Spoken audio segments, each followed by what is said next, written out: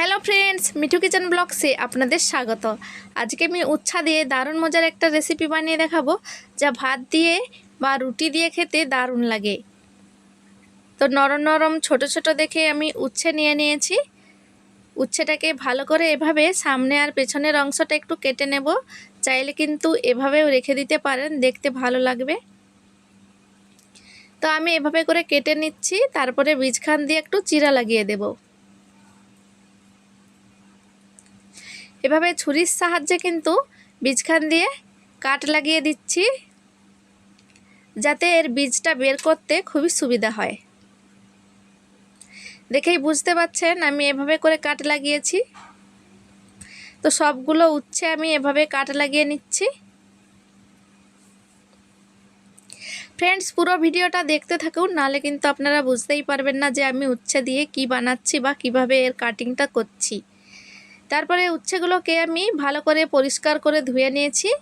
কড়াইয়ের মধ্যে দিয়ে দিয়েছি 1 বাটি জল, দিয়ে দিয়েছি পরিমাণ মতো নুন আর হলুদ, দিয়ে উচ্ছেগুলোকে ভালো করে সেদ্ধ করে নেব। তাহলে কিন্তু উচ্ছের মধ্যে যে তেতো ভাবটা থাকে সেটা চলে যাবে।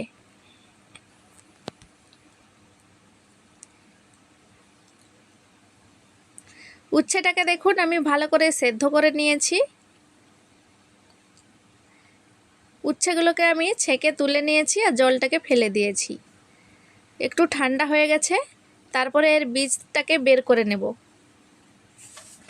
আগে আমি কি মশলা নিয়ে নিয়েছি দেখুন। নিয়ে নিয়েছি একটা পেঁয়াজ, সামান্য আদা, রসুন আর 2টো কাঁচা লঙ্কা, আর দেখুন হাফ নিয়েছি আমড়া, আর 2 চামচের মতো নিয়েছি বেসন। তো মশলাটাকে আমি প্রথমে একটু বিনা জলে বেটে নিচ্ছি। তারপরে উচ্ছে থেকে এভাবে করে চামচের পেছন পাশ দিয়ে এর বীজগুলোকে আমি বের করে রেখে দিচ্ছি। এভাবে করে দেখুন সাবধানে করে এর বীজগুলো বের করে নিতে হবে। চাইলে কিন্তু এর বীজগুলো ফেলে দিতে পারেন, কিন্তু আমি এই বীজগুলোকেও ব্যবহার করব।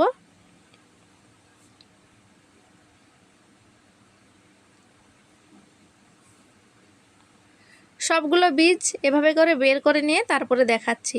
ফ্রেন্ডস, পুরো ভিডিওটা দেখে ভালো লেগে থাকলে লাইক, কমেন্ট, শেয়ার করে চ্যানেলটিকে সাবস্ক্রাইব করার অনুরোধ রইল। এইভাবে একবার উচ্ছে ভরবা বা করেলা বানিয়ে দেখুন, অসাধারণ স্বাদের হয় কিন্তু অবাঙালি স্টাইলে। খেতে কিন্তু অসাধারণ লাগে বন্ধুরা, একবার শুধু বানিয়ে দেখুন। সব সময় আমরা করেলা দিয়ে নানা রকমের রেসিপি করে খেয়েছি, একবার এইভাবে এই রেসিপিটা বানিয়ে দেখতে পারেন। দেখুন সবগুলো বীজ বের করে নিয়েছি, আর মশলাটা এপাশে বিনা জলে কিন্তু দরদরা পেস্ট তৈরি করে নিতে হবে। উচ্ছের বীজটাকেও দিয়ে দিয়েছি লাস্টে দেখুন। তারপরে দিয়ে দেব সামান্য একটু সাদা তিল আর জিরে, দিয়ে বেটে নিচ্ছি। বিনা জলেই কিন্তু বেটে নিতে হবে। তারপরে কড়াইটাকে একটু গরম করে দিয়ে দিয়েছি বেসন। বেসনটাকে প্রথমে আমি এভাবে শুকনো খোলায় একটু ভেজে নেব, এর থেকে একটু সেন্ট বেরোবে। তারপরে আমি এক সাইডে করে 2 চামচ সর্ষে তেল দিয়ে দরদরা করে যে মশলাটা আমি বেটে রেখেছি সেটাকে ভালো করে তেলের সাথে ভেজে নেব। এখানে আমি আধখানা আমড়া ব্যবহার করেছি, চাইলে আপনারা লেবুর রস বা আমচুর পাউডার ব্যবহার করতে পারেন। যে কোনো টক জিনিস নিলেই হবে। একটু মশলাটা চটপটা হবে তাই আমি আমড়াটা দিয়েছি। মশলাটা ভেজে নেওয়ার পরে বেসনের সাথে মিক্স করে আবারও আমি মশলাটা ভালো করে মিশিয়ে ভেজে নিচ্ছি। এভাবে শুকনো শুকনো করে কিন্তু মশলাটা তৈরি করতে হবে। দিয়ে দিচ্ছি পরিমাণ মতো নুন, দিয়ে ভালো করে আবারও মিশিয়ে নিচ্ছি। চাইলে একটু চিনিও দিতে পারবেন। তো এখানে আমার মশলাটা কিন্তু তৈরি হয়ে গেছে। ভালো করে শুকনো শুকনো করে দেখুন নেড়ে চেড়ে একটু ভাজা ভাজা করে নিয়েছি, বা মশলাটাকে একটু পাকিয়ে নিয়েছি।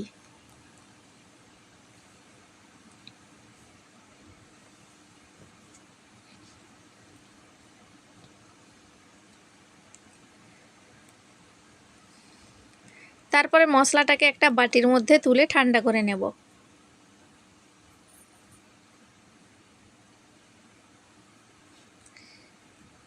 মশলাটা দেখুন আমি ঠান্ডা করে নিয়েছি।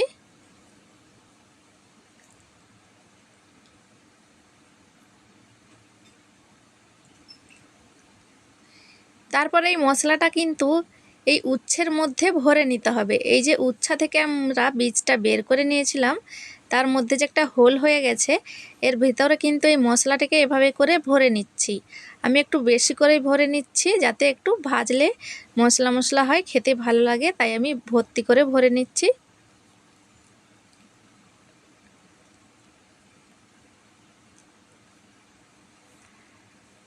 তো একটা ভরা হয়ে গেছে। এইভাবে করে সবগুলো উচ্ছে আমি ভরে নিচ্ছি মশলাটা।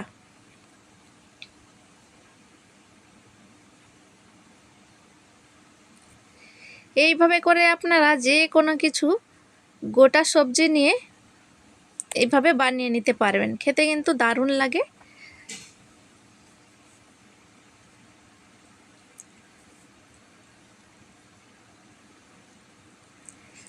এভাবে করে সবগুলো আমি উচ্ছের মধ্যে পুরটা ভরে নিয়েছি। তারপরে কড়াইয়ের মধ্যে সর্ষে তেল গরম করে দিয়ে দিয়েছি কালো জিরে ফোড়ন।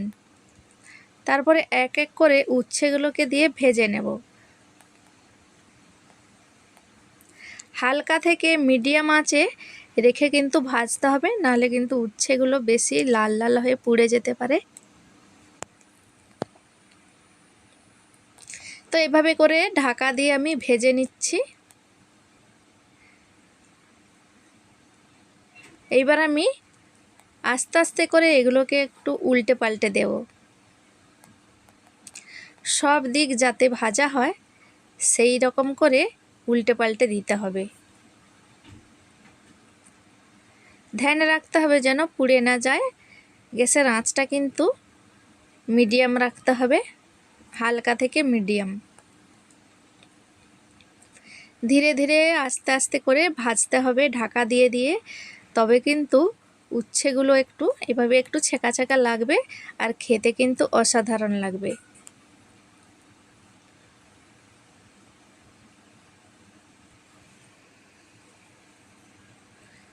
দেখতেই পাচ্ছেন পুরটা কিন্তু বেরিয়ে যাচ্ছে না, খুব সুন্দর লাল লাল হয়ে ভাজা হয়ে গেছে। যেই পাশটা একটু সবুজ আছে সেই পাশটাও আমি একটু উল্টে পাল্টে ভেজে নিচ্ছি। চারিপাশটা ভাজা হবে, খেতে দারুণ লাগবে। সর্ষে তেল দিয়েই কিন্তু ভাজতে হবে।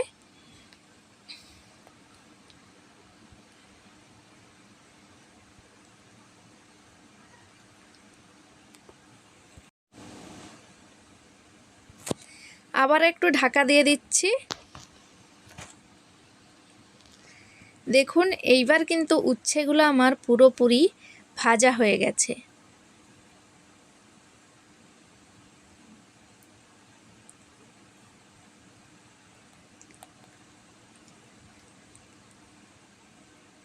দেখেই বুঝতে পাচ্ছেন আমি কিভাবে করে ভেজে নিয়েছি। এই রকমই ভাজা হবে, বেশি কিন্তু পুড়ে গেলে চলবে না।